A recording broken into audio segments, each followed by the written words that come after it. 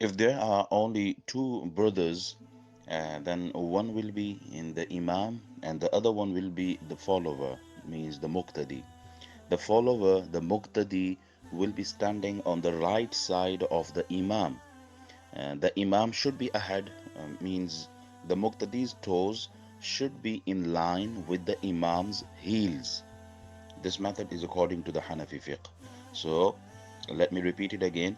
The muqtadi will be standing on the right side of the imam, and the imam should be ahead. And the muqtadi's toes should be in line with the imam's heels. If there are only two people, man and a woman, man should be the imam and a woman will be the follower. Woman must be imam's close relative like mother, sister, daughter, or wife, because a na-mahram should not stand with imam alone. So you can see in the picture, a woman should not stand right beside the imam, but behind the imam. She should stand behind the imam, not beside the imam.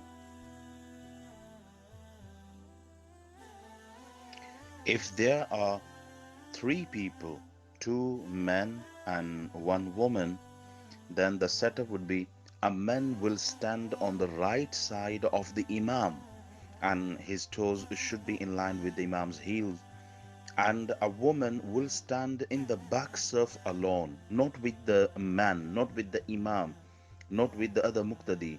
She will stand alone in the back surf.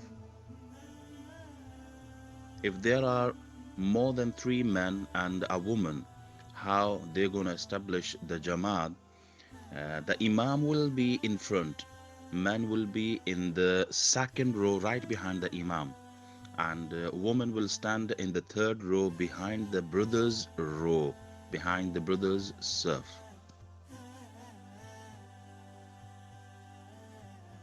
If there is a large number of men and women, then how they're going to establish the jamaat? The men will be in front behind the imam, men surf will be in front behind the imam, and women will stand behind the men's last surf. Women will stand behind the man's last row.